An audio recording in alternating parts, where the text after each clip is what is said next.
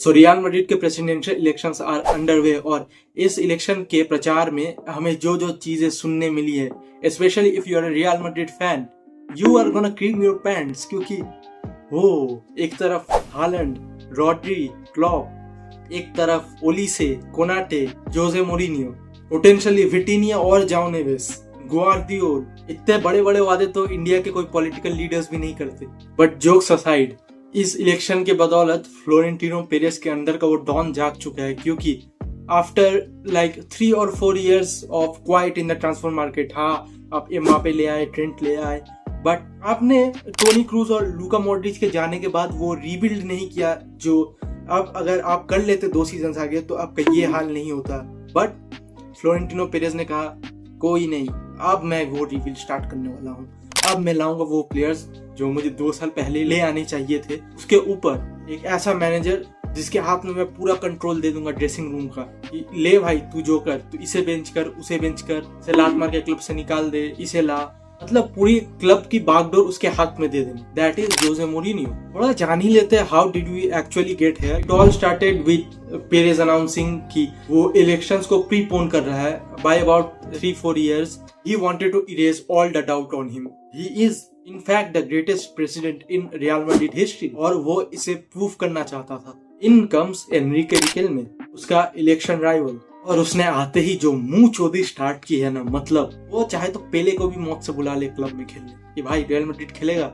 If Perez does it I can understand, क्योंकि वो club का प्रेसिडेंट है भाई।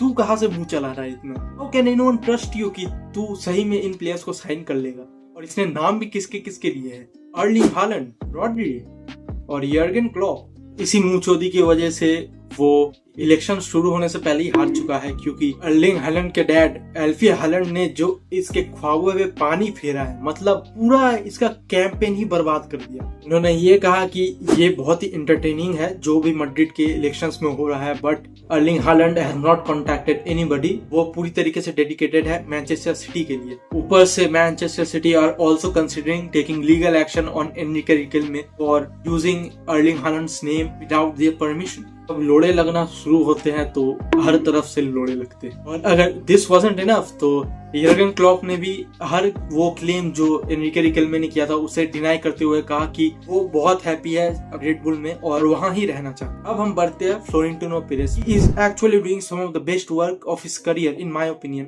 This transfer window was really needed for Madrid after 2 seasons of going trophyless. First of all, he gets Denzel Dumfries on a release clause from Inter Milan. 30 साल का बंदा है, experienced full back जो Trent को competition देगा। हमने उनका performance देखा ही था उस चैंपियंस लीग सेमीफाइनल में last season against Barcelona. He is a top player to have in the squad. I would assume वो स्क्वाड डेप्थ ही होंगे, क्योंकि ट्रेंट को ही मैं देखता हूँ उनके ऊपर स्टार्ट करते हुए, but he can replace him potentially. एक हेयरविगो के ऑलमोस्ट 2 घंटे बाद ही हमें और एक हेयरविगो मिल जाता है of Ibrahima Konate to Real Madrid. 4 year के कॉन्ट्रैक्ट में free agent, really solid upgrade I would say over the current Madrid centre backs, and it was necessary क्योंकि Alaba and Carvajal are leaving. So उनके replacements हमें Ibrahima Konate और Denzel Dumfries में दिखते हैं। When fit, Militao is like one of the best centre backs in the world, लेकिन fit ही कब रहता है। So we really needed Ibrahima Konate. तगड़ा सेंटर बैक है, वो फिजिकल है, ऑन द बॉल वैसा नहीं है, but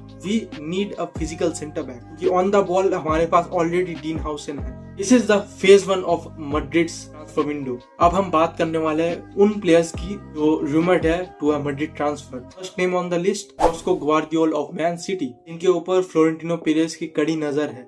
Be a replacement of Fernand Mendy. He would be a top replacement for him. I could see him starting over Alvaro Carreras, क्योंकि Alvaro Carreras का second half of the season was not up to the level of a Real Madrid player. Ricardo Calafiori of Arsenal is also another candidate to replace Fernand Mendy, but favorite in this race is Bosco Guardiol still. And now we get to potentially the second biggest signing of this window, which could be either João Neves और Vitinha. Among these two, जाओ Neves अभी भी leading candidate है to come to Madrid. उनके आते ही उन्हें मैं देखता हूँ सीधे उस क्रूज वाले रोल में फिट इन होते हुए, क्योंकि there are really a low amount of players like him in the market right now, जो वो बॉल विनिंग एबिलिटी, वो पासिंग रेंज, वो वर्क रेट दे पाए at the top level. PSG के one of the most integral players रहे उनके इस यूरोपियन डोमिनेंस में last 2 seasons. He comes to Madrid, he would really be elevating that midfield with Bellingham, Arda and Valverde। वो एक dimension add कर देंगे जो मैड्रिड पिछले 2 सीजन से बहुत मिस कर रही है। एनरिक और निको पाज are also likely to come back to Madrid this season and Mourinho especially likes Enrique, उनकी प्लेयर प्रोफाइल को। I would expect वो एनरिक को वो गेम टाइम दे, इसके वजह से उन्हें लियोन जाना पड़ा था। He has done magnificent there। निको पाज another guy, वो एक ब्रेकआउट सीजन दे के आ रहा है ओमो से। These 2 young players are really important for Madrid's future।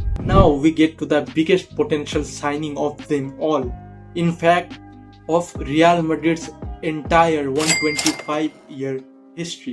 Florentino Perez ने अनाउंस कर दिया है कि वो 150 million the record transfer amount for any player in Real Madrid history lead करने वाले हैं, और none other than Michael Olise of Bayern Munich. Fabrizio Romano ने ये कंफर्म कर दिया है कि Olise is in fact the player जिसके पीछे फ्लोरेंटिनो पेरेज अब हाथ धो के पड़ने वाले हैं। इसके साइंस हमें तभी दिख गए थे जब जोसे मोरिनियो ने बायर्न का DFB पोकाल फाइनल अटेंड किया था to suspectedly scout Michael Olise for himself. Uli Hoeness, Bayern के ऑनररी प्रेसिडेंट, ने ये कोट किया था कि if you want you can keep 5 times the eyes on him but Michael Olise is not going anywhere। Just imagine a front line of Mbappe, Vinicius Junior and Michael Olise।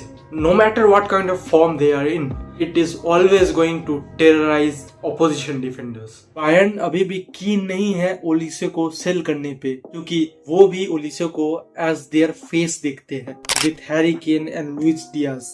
They are going to be inclined to demand like 200 millions। होनेस ने ये भी कहा था कि even for 200 million वो Olise को नहीं जाने देंगे, but we are gonna find it out soon enough। World cup के पहले ही इतना ड्रामा हो चुका है, तो during and after the world cup हमें इसके बारे में और भी अपडेट्स मिलती रहेंगी। We are gonna see what happens after Tuesday, after the first bid। Bayern going to demand more? Is Perez gonna give more? I guess that's enough for today। See you guys again later।